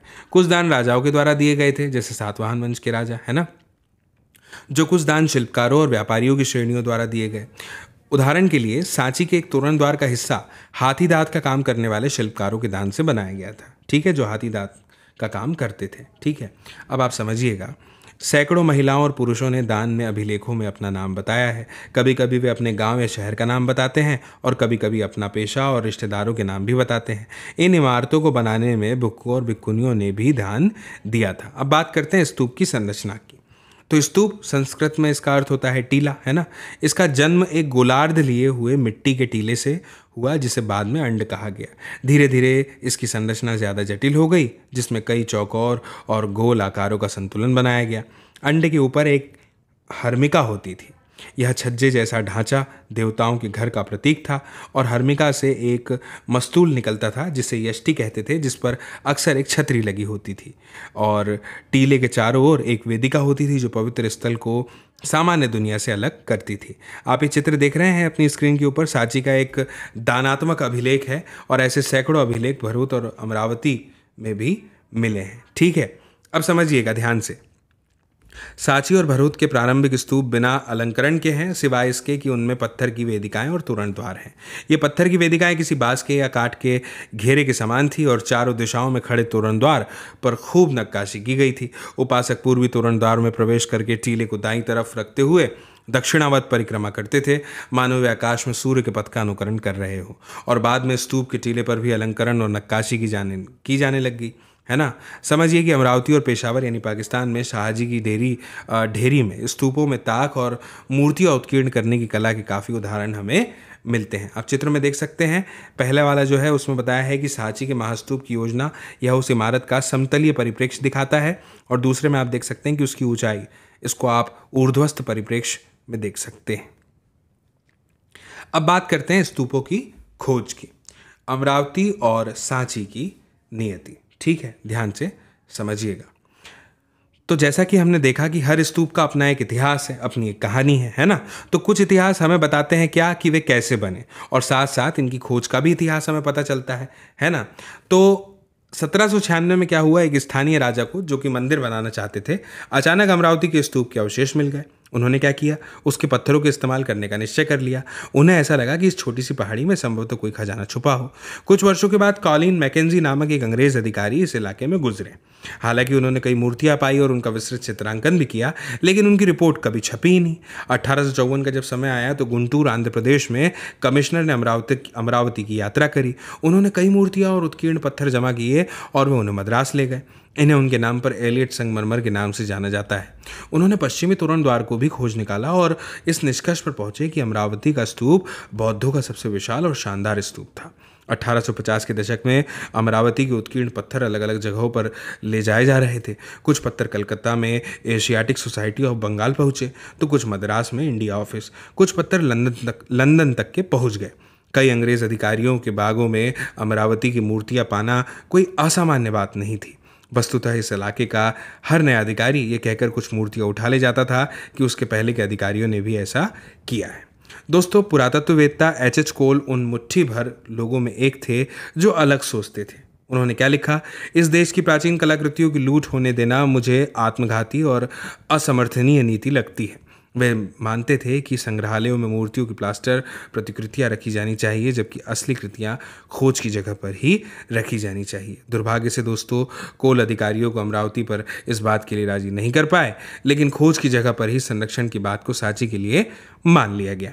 सांची क्यों बच गया जबकि अमरावती नष्ट हो गया? शायद दोस्तों अमरावती की खोज थोड़ी पहले हो गई थी। तब तक विद्वान इस बात के महत्व को नहीं समझ पाए थे कि किसी पुरातात्विक अवशेष को उठाकर ले जाने की बजाय खोज की जगह पर ही संरक्षित करना कितना महत्वपूर्ण था। फिर 1818 में जब सांची की खोज हुई, इसके 3 तोरण द्वार तब भी खड़े थे, चौथा वहीं पर गिरा हुआ था और टीला भी अच्छी हालत में था। तब भी ये सुझाव आया कि तोरण द्वारों को पेरी से लंदन भेज दिया जाए। हमने शुरुआत में पढ़ा था, कई कारण अंततः सांची का स्तूप वहीं बना रहा और आज भी बना हुआ है, जबकि अमरावती का महाचैत्य अब सिर्फ एक छोटा सा टीला है जिसका सारा गौरव नष्ट हो चुका है। यहाँ पर आप चित्र देखिए, तोरण का ये एक हिस्सा है। क्या आपको ऐसा लगता है कि सांची के तक्षक पटचित्र को खुलते हुए दर्शाना चाह रहे थे यहाँ पे? ठीक है, अब समझते हैं मूर्तिकला के बारे में, है ना। मूर्तिकला के बारे में हमें क्या जानकारी यहाँ पर दी गई है, थोड़ा ध्यान से समझिएगा। हमने अभी अभी क्या पढ़ा दोस्तों कि किस तरह से स्तूपों से मूर्तियों को यूरोप ले जाया गया, है ना। अब ऐसा क्यों हो गया? क्योंकि जिन लोगों ने मूर्तियों को देखा उन्हें खूबसूरत और मूल्यवान लगी, वो ले गए, इसलिए वे उन्हें अपने लिए रखना चाहते थे। अब आइए हम इन मूर्तियों को ध्यान से देखते हैं। पत्थर में गढ़ी कथाएं। ध्यान से देखिए, आपने ऐसे घुमक्कड़ कथावाचकों को देखा होगा जो अपने साथ कपड़ों या कागज़ पर बने चित्रों, जिन्हें चारण चित्र भी कहा जाता है, उनको लेकर के घूमते हैं। जब वे कहानी कहते हैं तब वे चित्रों को भी दिखाते हैं, है ना। पहली बार देखने पर तो इस मूर्तिकला अंश में फूस की झोपड़ी और पेड़ों वाले ग्रामीण दृश्य का चित्रण दिखता है, परंतु वे कला इतिहासकार जिन्होंने सांची की इस मूर्तिकला का गहराई से अध्ययन किया है, इसे वेशांतर जातक से लिया गया एक दृश्य बताते हैं। अब यह क्या है, समझिए। यह कहानी एक ऐसे दानी राजकुमार के बारे में है दोस्तों, जिसने अपना सब कुछ एक ब्राह्मण को सौंप दिया और फिर क्या किया। एक मिनट, गलती से हम जो है पीडीएफ में ऊपर की तरफ आ गए हैं, हमें वापस अपने स्थान पर लौटना होगा। ठीक है, तो एक ऐसे राजकुमार के बारे में है जिसने अपना सब कुछ एक ब्राह्मण को सौंप दिया और स्वयं अपनी पत्नी और बच्चों के साथ जंगल में रहने चला गया। जैसा कि इस उदाहरण से स्पष्ट है कि अक्सर इतिहासकार किसी मूर्ति कला की व्याख्या लिखित साक्ष्यों के साथ तुलना के द्वारा करते थे। याद है ना, इस अध्याय की शुरुआत में मैंने आपको बताया था कि महान दार्शनिकों और महान चरित्रों के जो दर्शन था उनका, उनकी जो शिक्षा थी, उसको स्थापत्य और मूर्तिकला के द्वारा भी दिखाया गया। अब देखते हैं उपासना के प्रतीक के बारे में क्या दिया है जानकारी में। दोस्तों, बौद्ध मूर्तिकला को समझने के लिए कला इतिहासकार जो हैं उनको बुद्ध के चरित्र लेखन के बारे में समझ बनानी पड़ी। बौद्ध चरित्र लेखन के अनुसार एक वृक्ष के नीचे ध्यान करते हुए बुद्ध को ज्ञान प्राप्ति हुई और कई प्रारंभिक मूर्तिकारों ने बुद्ध को मानव रूप में न दिखा करके उनकी उपस्थिति प्रतीकों के माध्यम से दर्शाने का प्रयास कर दिया। उदाहरण के लिए यहाँ पर बताया गया है कि रिक्त स्थान बुद्ध के ध्यान की दशा तथा स्तूप महापरिनिब्बान के प्रतीक बन गए। ये जो दिख रहे हैं आपको, है ना। और यह बुद्ध द्वारा सारनाथ में दिए गए पहले उपदेश का प्रतीक था। जैसा कि आप स्पष्ट देख सकते हैं कि ऐसी मूर्तिकला को अक्षरशः तो नहीं समझा जा सकता। उदाहरण के लिए पेड़ का तात्पर्य केवल एक पेड़ नहीं था, बल्कि वह बुद्ध के जीवन की एक घटना का प्रतीक था। ऐसे प्रतीकों को समझने के लिए ज़रूरी है कि इतिहासकार कलाकृतियों के निर्माताओं की परंपराओं को जाने कि भाई वो कौन कौन सी परंपराएं थी जिनको आधार बना करके मूर्तिकार जो है वो मूर्तिकला का प्रयोग अपनी किया करते थे। अब बात करते हैं लोक परंपराओं की। तो दोस्तों, सांची में उत्कीर्णित बहुत सी अन्य मूर्तियां जो हैं वो शायद बौद्ध मत से सीधी जुड़ी नहीं थी, और इनमें कुछ सुंदर स्त्रियां भी मूर्तियों में उत्कीर्णित है जो तोरण द्वार के किनारे पर एक पेड़ पकड़ करके झूलती हुई दिखाई देती हैं, है ना। अब बीच बीच में मैं आपको ज़्यादा इसलिए नहीं समझा रहा हूँ क्योंकि बहुत ही सरल भाषा में कथाओं के द्वारा उदाहरण देते हुए आपको बताया गया है। इसमें समझाने जैसा कुछ नहीं है, लेकिन अगर आप इसको लिंक कर पाएँ, जोड़ पाएँ, कनेक्ट कर पाएँ, तो आप देखेंगे कि ये बहुत ही निसंदेह एक रोचक यात्रा है जिसके बारे में हम यहाँ पर पढ़ रहे हैं। ये 1000 साल वाकई में बहुत ही दिलचस्प है ना, जिनके बारे में हमें जानने को मिल रहा है। इस मूर्ति का त्याग और तपस्या से कोई रिश्ता नज़र नहीं आता था दोस्तों, लेकिन इतिहास साहित्यिक परंपराओं के अध्ययन से वे समझ पाए कि यह संस्कृत भाषा में वर्णित शाल भंजिका की मूर्ति है। देख पा रहे हैं आप, जो आपको यहाँ पे दिख रहा होगा, है ना। तो शाल भंजिका की मूर्ति है। शाल भंजिका की इस मूर्ति से क्या पता चलता है कि लोग बौद्ध धर्म में आए, उन्होंने बुद्ध पूर्व और बौद्ध धर्म से इतर दूसरे विश्वासों, प्रथाओं और धारणाओं से बौद्ध धर्म को समृद्ध किया। सांची की मूर्तियों में पाए गए कई प्रतीक या चिन्ह निश्चय ही इन्हीं परंपराओं से उभरे थे। उदाहरण के लिए जानवरों के कुछ बहुत खूबसूरत उत्कीर्णन यहाँ पर पाए गए हैं दोस्तों, और इन जानवरों में हाथी, घोड़े, बंदर और गाय बैल भी शामिल है। हालांकि सांची में जातकों से ली गई जानवरों की कई कहानियाँ हैं, और ऐसा लगता है कि यहाँ पर लोगों को आकर्षित करने के लिए जानवरों का उत्कीर्णन किया गया था। साथ ही जानवरों को मनुष्यों के गुणों के प्रतीक के रूप में इस्तेमाल किया जाता था। उदाहरण के लिए हाथी शक्ति और ज्ञान के प्रतीक माने जाते थे। इन प्रतीकों में कमल दल और हाथियों के बीच आप देखेंगे कि एक महिला की मूर्ति प्रमुख है, और ये हाथी उनके ऊपर जल छिड़क रहे हैं जैसे वो उनका अभिषेक कर रहे हों। जहाँ कुछ इतिहासकार उन्हें बुद्ध की माँ माया से जोड़ते हैं, तो दूसरे इतिहासकार उन्हें एक लोकप्रिय देवी गजलक्ष्मी मानते हैं। ठीक है, अब समझिए, गजलक्ष्मी सौभाग्य लाने वाली देवी थी जिन्हें प्रायः हाथियों के साथ जोड़ा जाता है। ठीक है ना। और ये भी संभव है दोस्तों कि इन उत्कीर्णित मूर्तियों को देखने वाले जो उपासक हैं इसे माया और गजलक्ष्मी दोनों से जोड़ते थे या जोड़ते हो, है ना। अब समझिएगा, कई सारे स्तंभ, आप जानते हैं ना स्तंभ का मतलब क्या होता है, तो हमें ये बताया गया है कि कई सारे जो स्तंभ है उन पर दिखाए गए सर्पों को भी आप देख सकते हैं। देखिए, ये सर्प, ठीक है, सांप, उनको आप देख सकते हैं। ये प्रतीक भी ऐसी लोक परंपराओं से लिया गया प्रतीक होता है जिनका ग्रंथों में हमेशा जिक्र नहीं होता था। दिलचस्प बात क्या है कि ये कला पर लिखने वाले आधुनिक इतिहासकारों में एक शुरुआती इतिहासकार जेम्स फर्गुसन ने सांची को वृक्ष और सर्प पूजा का केंद्र माना था। वे बौद्ध साहित्य से अनभिज्ञ थे। तब तक ज्यादातर बौद्ध ग्रंथों का अनुवाद नहीं हुआ था, इसलिए उन्होंने सिर्फ उत्कीर्णित मूर्तियों का अध्ययन करके अपने निष्कर्ष निकाले थे। ठीक है, चलिए अब बात करते हैं नई धार्मिक परंपराओं की। पहले इस मूर्ति को देखिए, पहली सदी की बुद्ध मूर्ति, मथुरा। अब समझिए महायान बौद्ध मत का विकास। दोस्तों, ईसा की प्रथम सदी के बाद में अगर हम बात करें तो बौद्ध अवधारणाएं जो हैं वो व्यवहार में उनके बदलाव नजर आते हैं। ठीक है ना, जो पहले थी और जो अब है वो उन बदलाव की बात हम कर रहे हैं। प्रारंभिक बौद्ध मत में क्या था, निब्बान के लिए व्यक्तिगत प्रयास को विशेष महत्व दिया गया था और बुद्ध को भी एक मनुष्य समझा जाता था जिन्होंने व्यक्तिगत प्रयास से प्रबोधन और निब्बान प्राप्त किया। लेकिन धीरे धीरे क्या हुआ, एक मुक्तिदाता की कल्पना उभरने लगी। ये विश्वास किया जाने लगा कि वे मुक्ति दिलवा सकते थे। साथ साथ बोधिसत्व की अवधारणा भी उभरने लगी। बोधिसत्व को परम करुणामय जीव माना गया जो अपने सत्कार्यों से पुण्य कमाते थे, लेकिन वे इस पुण्य का प्रयोग दुनिया को दुखों में छोड़ देने के लिए और निब्बान प्राप्ति के लिए नहीं करते थे, बल्कि फिर वो इससे दूसरों की सहायता करते थे, हेल्प करते थे। और बुद्ध और बोधिसत्वों की मूर्तियों की पूजा इस परंपरा का एक महत्वपूर्ण अंग बन गई थी। ठीक है, चिंतन की ये जो नई परंपरा है इसको महायान के नाम से दोस्तों जाना गया है और जिन लोगों ने इन विश्वासों को अपनाया है उन्होंने पूरी परंपरा को हीनयान नाम से संबोधित किया है। छोटी सी जानकारी के तौर पर यहाँ पे बताया गया है, हीनयान या थेरवाद। महायान के अनुयायी दूसरी बौद्ध परंपराओं के समर्थकों के हीनयान के अनुयायी कहते थे, लेकिन पुरातन परंपरा के अनुयायी खुद को थेरवादी कहते थे। याद है अभी हमने थेरी के बारे में पढ़ा था, साध्वियों के लिए उपयोग में लाया जाने वाला शब्द है ना। इसका मतलब है वे लोग जिन्होंने पुराने प्रतिष्ठित शिक्षकों, जिन्हें थेर कहते थे, कि बताए रास्ते पर चलने वाले। ठीक है, अब समझिए पौराणिक हिंदू धर्म का उदय। ठीक है, इसके बारे में देखते हैं। दोस्तों, मुक्तिदाता की कल्पना जो है वो सिर्फ बौद्ध धर्म तक के सीमित नहीं थी। फिर क्या था, हम ये पाते हैं दोस्तों कि इस तरह के विश्वास एक अलग ढंग से उन परंपराओं में भी विकसित हो रहे थे जिन्हें आज हिंदू धर्म के नाम से जाना जाता है। इसमें वैष्णव, वो हिंदू परंपरा जिसमें विष्णु को सबसे महत्वपूर्ण देवता माना जाता है, और शैव यानी वह संकल्पना जिसमें शिव परमेश्वर है, परंपराएं शामिल है। इनके अंतर्गत दोस्तों एक विशेष देवता की पूजा को भी इसमें खास महत्व दिया जाता था और इस प्रकार की जो आराधना है उसमें उपासना और ईश्वर के बीच का जो रिश्ता है वो प्रेम और समर्पण का रिश्ता माना जाता था। इसे ही तो क्या कहते हैं, भक्ति कहते हैं, कि भक्त के मन में अपने ईश्वर के प्रति प्रेम हो और समर्पण की पूरी भावना हो। दोस्तों, वैष्णववाद में कई अवतारों के इर्द गिर्द पूजा पद्धतियां विकसित हुई और इस परंपरा के अंदर 10 अवतारों की कल्पना है। ये भी माना जाता है कि पापियों के बढ़ते प्रभाव के चलते जब दुनिया में अव्यवस्था और नाश की स्थिति आ जाती थी तब विश्व की रक्षा के लिए भगवान अलग अलग रूपों में अवतार लेते थे और संभवतः अलग अलग अवतार देश के भिन्न भिन्न हिस्सों में लोकप्रिय थे। इन सभी स्थानीय देवताओं को विष्णु का रूप मान लेना एकीकृत धार्मिक परंपरा के निर्माण का एक महत्वपूर्ण तरीका था। दोस्तों, इस बात को समझिए कि कई अवतारों को मूर्तियों के रूप में दिखाया गया है। दूसरे देवताओं की भी मूर्तियां बनी। शिव को उनके प्रतीक लिंग के रूप में बनाया जाता था, लेकिन उन्हें कई बार मनुष्य के रूप में भी दिखाया गया है। ये सारे चित्रण देवताओं से जुड़ी हुई मिश्रित अवधारणाओं पर दोस्तों आधारित थे। मुझे उम्मीद है कि आप बहुत अच्छे से इन सब बातों को समझ पा रहे होंगे, है ना। अब समझिए उनकी जो खूबियां थी, जो प्रतीक थे, उनको शिरोवस्त्र, आभूषण, आयुध हो यानी हथियार और हाथ में धारण किए गए अन्य शुभ अस्त्र, आप समझ लीजिए, बैठने की शैली से इंगित किया जाता था।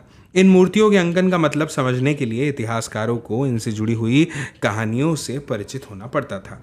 कई कहानियां प्रथम सहस्त्राब्दी के मध्य से ब्राह्मणों द्वारा रचित पुराणों में पाई जाती है। इनमें बहुत से किस्से ऐसे हैं जो सैकड़ों वर्ष पहले रचने के बाद सुनाए जाते रहे थे। इनमें देवी देवताओं की भी कहानियां हैं दोस्तों, और सामान्य रूप से इन्हें संस्कृत श्लोकों में भी लिखा गया था। इन्हें ऊंची आवाज में पढ़ा जाता था, क्यों, जिसे कोई भी सुन सकता था। महिलाएं और शूद्र जिन्हें वैदिक साहित्य पढ़ने सुनने की अनुमति नहीं थी, पुराणों को सुन सकते थे।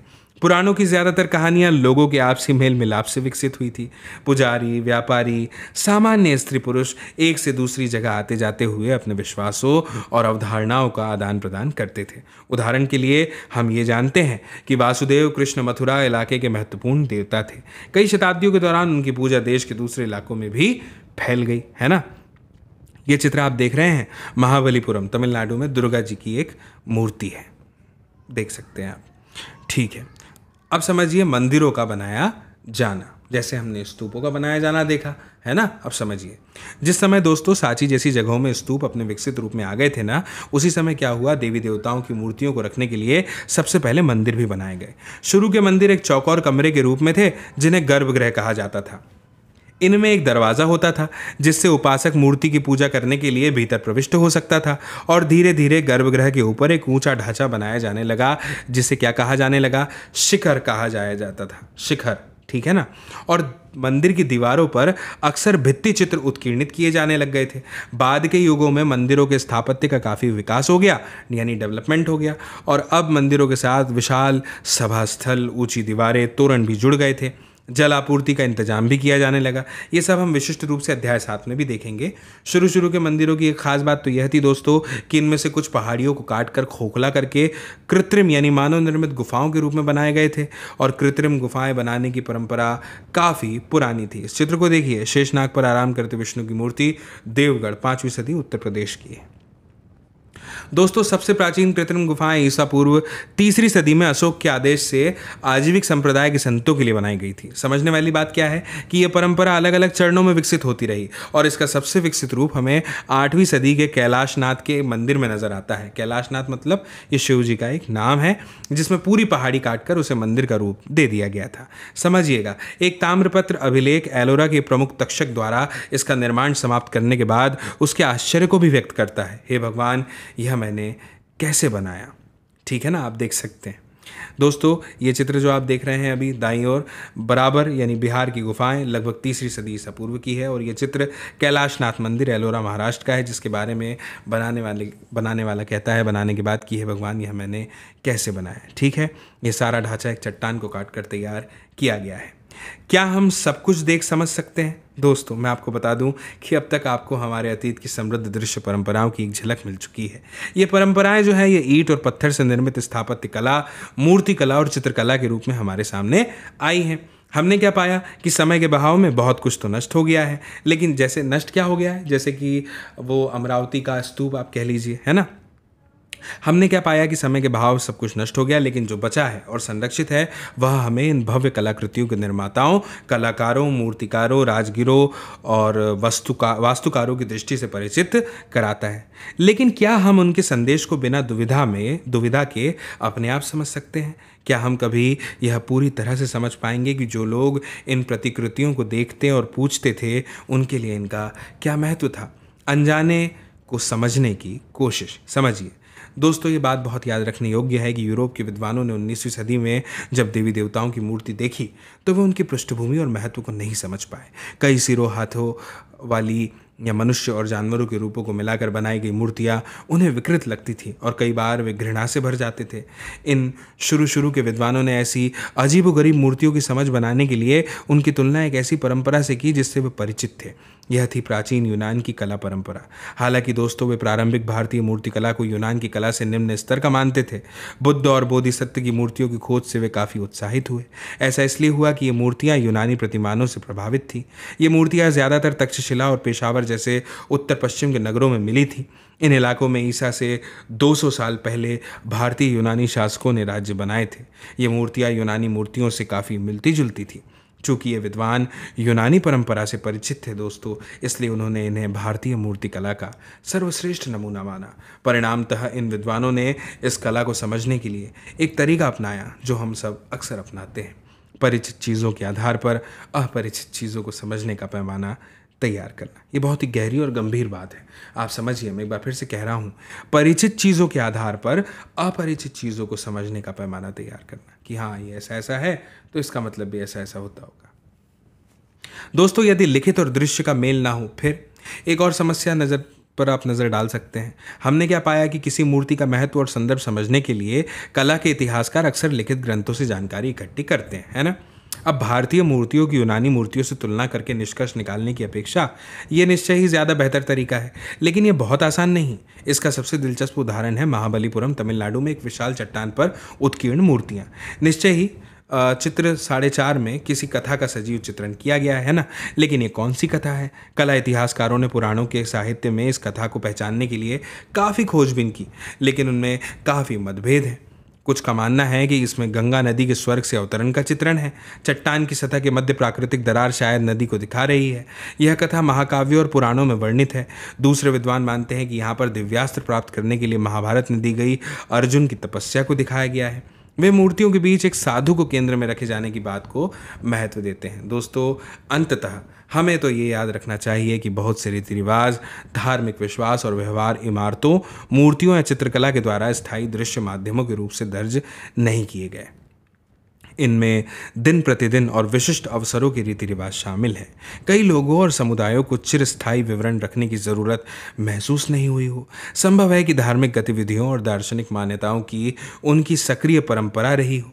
वस्तुतः हमने इस अध्याय में जिन शानदार उदाहरणों को चुना है वे एक विशाल ज्ञान राशि की मात्र ऊपरी परत है। आप इस चित्र को देखिए, महाबलीपुरम की यह एक मूर्ति है, उसको आप यहाँ पे देख सकते हैं। ये एक काल रेखा है दोस्तों, है ना। आप अपनी पाठ्य पुस्तक में भी देख सकते हैं कब कब क्या क्या हुआ। लगभग 1500 से 1000 ईस्वी पूर्व की बात करें तो प्रारंभिक वैदिक परंपराएं हमने यहाँ पर देखने को मिलती है। फिर अगले 500 वर्ष यानी 1000 से 500 ईस्वी पूर्व में उत्तर वैदिक परंपराएं, है ना। लगभग 6ठी सदी ईस्वी पूर्व की बात करें तो प्रारंभिक उपनिषद, जैन धर्म, बौद्ध धर्म, ये सब देखने को मिलता है। 3री सदी ईस्वी पूर्व में आरंभिक स्तूप, और 2री सदी ईसा पूर्व से आगे की बात करें तो महायान बौद्ध मत का विकास, वैष्णववाद, शैववाद और देवी पूजन परंपराएं, और लगभग 3री सदी ईस्वी में सबसे पुराने मंदिर। ये जो काल रेखा थी ये महत्वपूर्ण धार्मिक बदलावों को दर्शा रही थी। और ये वाली जो काल रेखा है ये प्राचीन इमारतों और मूर्तियों की खोज, इसके साथ ही संरक्षण के महत्वपूर्ण चरण को भी दर्शाती है।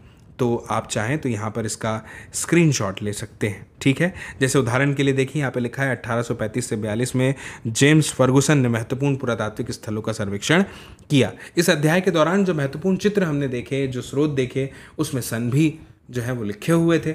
ये बस उन्हीं का एक क्रम है मिला जुला, जो आप यहाँ पे देख सकते हैं। 20वीं सदी भी बहुत महत्वपूर्ण है। देखिए 1989 में सांची को एक विश्व कला दाय स्थान घोषित किया गया था। वहीं पे 14 की बात करें, 1914 की, तो जॉन मार्शल और अल्फ्रेड फ्रूसे की द मॉन्यूमेंट्स ऑफ सांची पुस्तक का प्रकाशन इस समय किया गया था। दोस्तों, मुझे उम्मीद है कि आपको बहुत अच्छे से ये पूरा अध्याय समझ में आ गया होगा, है ना, और आपका रिवीजन जो है वो कंप्लीट हो गया होगा। इसी तरह के और वीडियोस देखने के लिए आप अभी सब्सक्राइब कर सकते हैं तिवारी एकेडमी को। और अगर ये वीडियो आपको पसंद आया है तो मेरी आपसे अपेक्षा है कि आप ज़रूर इस वीडियो की लिंक को साझा करें, शेयर करें अपने दोस्तों, मित्रों, साथियों, सहपाठियों, परिजनों के साथ, ताकि वो लोग भी देख पाएँ इस वीडियो को, समझ पाएँ इस जानकारी को। बाकी मेरी मुलाकात तो फिर बहुत जल्द आपसे होने वाली है अगली नई जानकारी के साथ, नए अध्याय के साथ, नए वीडियो में। तब तक के लिए आप सभी को मेरा नमस्कार।